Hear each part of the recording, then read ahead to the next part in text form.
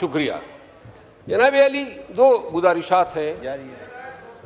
Constitutional amendments हुई और पाकिस्तान को एक नया निज़ाम अदल दिया गया है।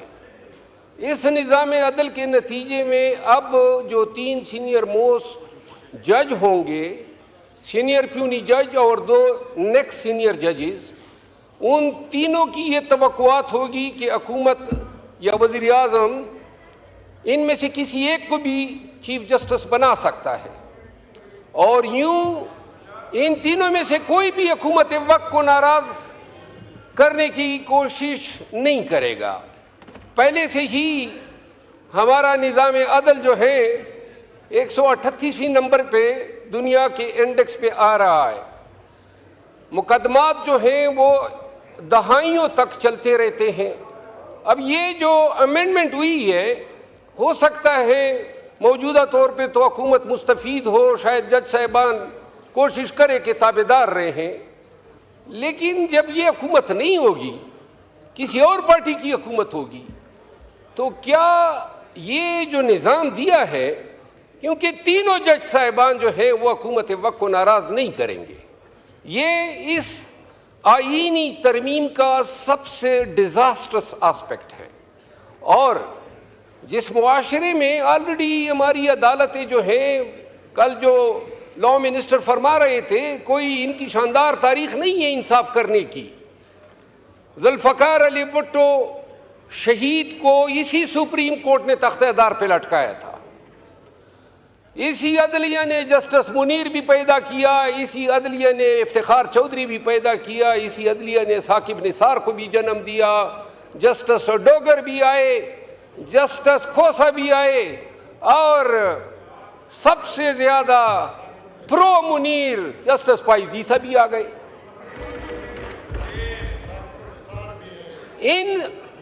इस निज़ाम अदल की होती हुई जो पहले से था, कोई मायनाज नहीं था।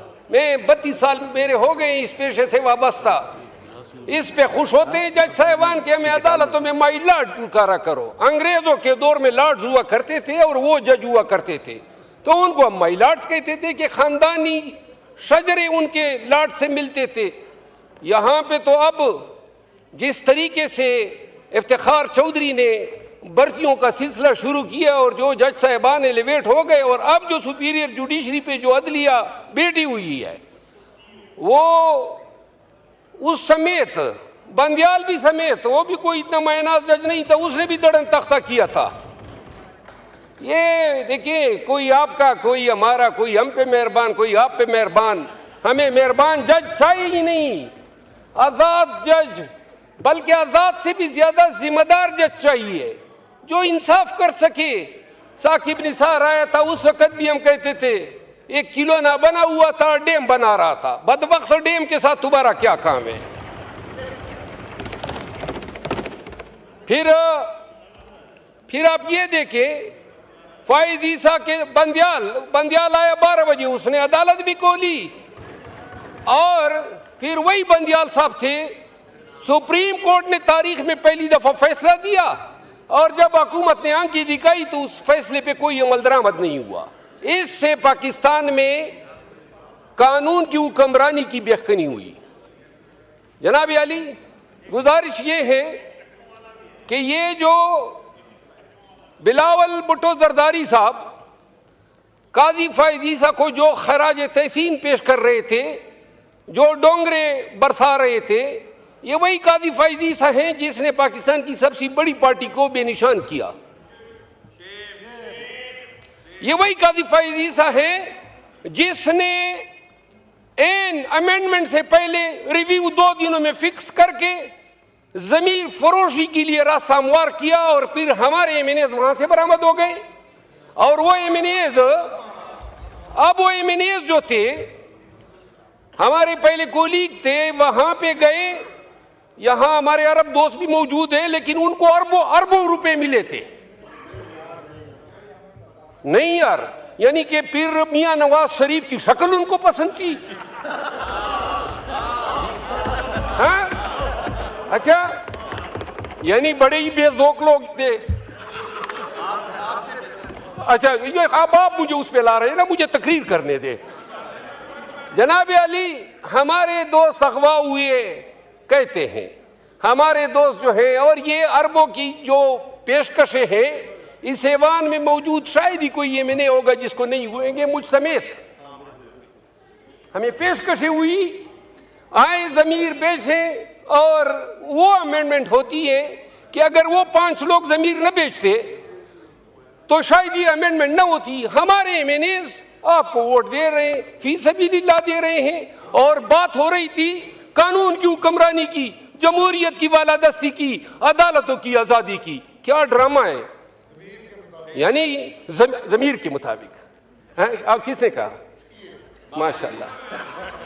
जनाब अली, पीर मियां नवाज शरीफ साहब ने मौके के हिसाब से अदलिया पे अपनी बड़ास भी निकाल दी, और वो तारीख साज शेर कह दिया कि उन्होंने जो शेर कहा, जवाबी शेर तो मुझे आता है लेकिन मेरे नून के दोस्तों की हया रखने की वजह से नहीं बोलता हूँ।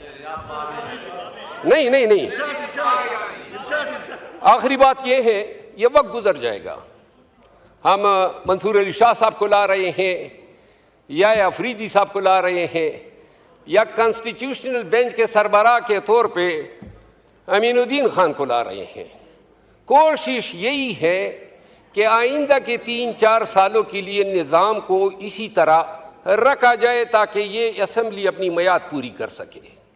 ये वक्त गुजर जाएगा, लेकिन मुल्क को हमने एक ऐसे रास्ते पे गामजन कर दिया। मेरी दिली ख्वाहिश थी, एक दफ़ा जनाब के स्पीकर साहब को मैंने कहा भी था, मैंने कहा बेहतर होगा आप कोई काना रखें और तमाम अपोजिशन और इन सब को बुलाएं। यहाँ पे खुदा की कसम इनके साथ हाथ मिलाते हुए डरते हैं, आप सबके साथ हाथ मिलाते हुए डरते हैं। मैं नहीं, सब डरते हैं। यानी जो निज़ाम चल गया है, न सलाम कर सकते हैं न कलाम कर सकते हैं। वो ख्वाजा आसिफ साहब से एक दिन क्या सरेराम मुलाकात हो गई, मेरा दड़न तख्ता हो गया पार्टी से।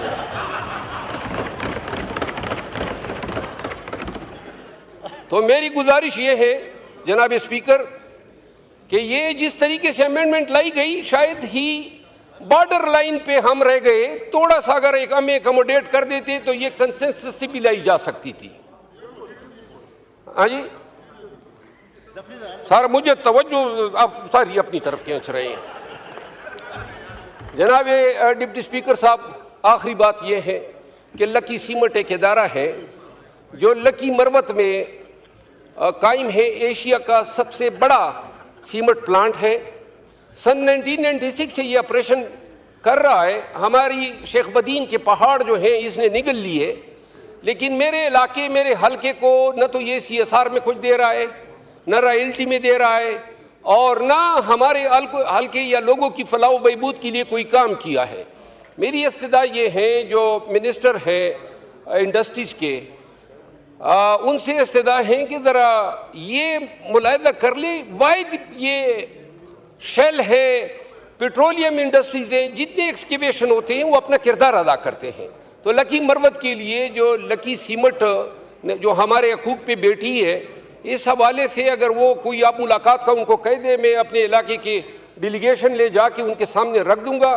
इन तमाम गुजारिशात के साथ आपका मशकूर हूँ कि आपने मेहरबानी की, शफ़क़त